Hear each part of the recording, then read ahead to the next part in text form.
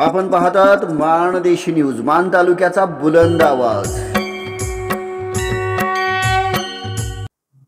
आणि राष्ट्रवादी काँग्रेस पक्षाचे मानखटावचे नेते प्रभाकर देशमुख साहेब, जिल्हा बँकेचे उपाध्यक्ष राष्ट्रवादीचे नेते अनिल भाऊ देसाई, कविताताई मेत्री यांनी आजच्या आज या दृष्टीने जे काही करता येईल त्यासाठी आम्ही सर्व मंडळी, राष्ट्रवादी काँग्रेस असेल, काँग्रेस असेल, शिवसेना असेल, सर्वच स्थानिक लोक छोटे छोटे जे आहेत ते पक्ष एकत्र करून आम्ही एक सक्षम पर्याय देण्याचा प्रयत्न करतोय। या नगरपालिकेतल्या जनतेला विश्वास देण्याचा प्रयत्न करतोय।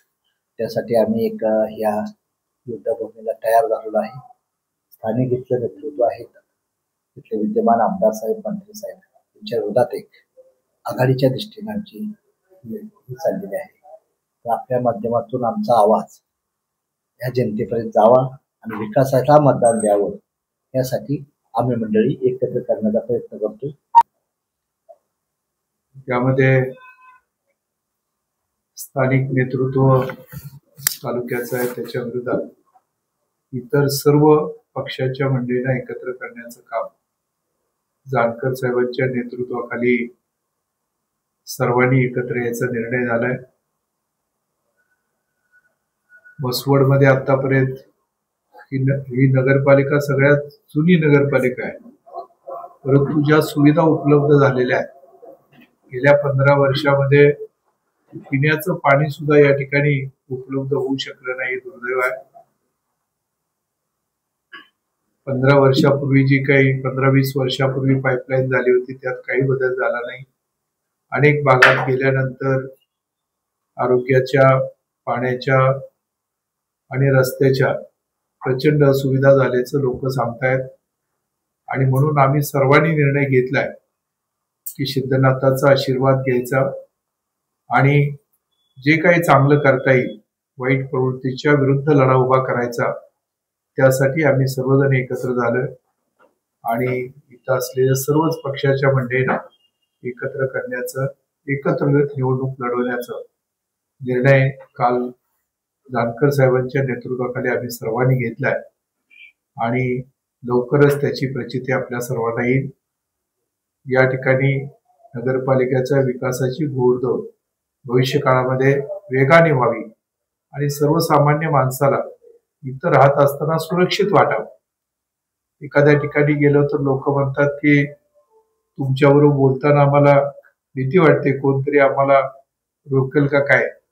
अशी कुठलीही भीती न वाटता सर्वसामान्य माणसाला सुरक्षित वाटेल असं चांगलं वातावरण या ठिकाणी निर्माण करण्याचा आमचा प्रयत्न आहे।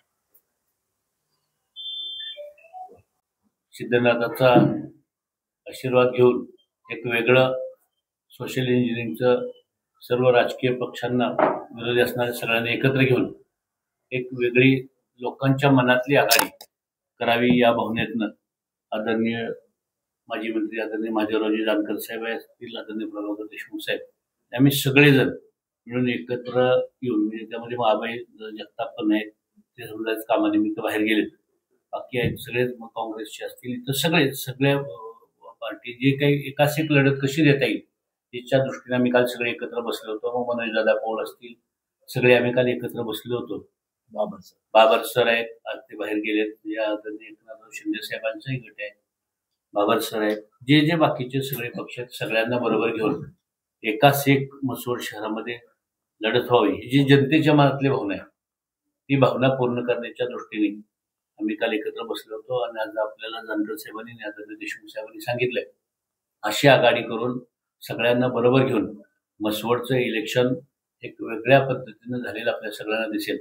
किंवा सर्वसामान्य लोकांच्या मनामधला कल जर बघितला, शहरामध्ये फिरत असताना, ग्रामीण भागामध्ये, शहराचा जो सुद्धा ग्रामीण भाग आहे यामध्ये सुद्धा फिरत असताना लोकभावना जर अशी आघाडी झाली तर मसवड शहरामध्ये आणि या नगरपालिकेच्या इतिहासामध्ये चमत्कार झालेला आपल्याला दिसेल मतमोजणीच्या दिवशी। आणि तसं घडावं या भावनेतनं आम्ही एका दिलानं, एका विचारानं सगळी मंडळी इथं इलेक्शनला सामोरं जातोय।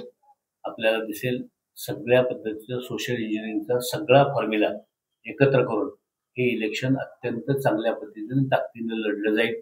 हा संदेश आपल्या माध्यमातून मसवड शहरातल्या सगळ्या लोकांना पोहोचावा आणि हे चांगलं सक्षम पॅनल उभं राहतंय हे पण आपल्या माध्यमातून कळावं या दृष्टीने सगळे आपल्या पत्रकार बांधवांना बोलवलंय. आपण सगळे आला, आपल्या सगळ्यांचे मी आभार व्यक्त. जनतेच्या ज्या समस्या आहेत, पाण्याच्या आहेत, रस्त्याच्या आहेत.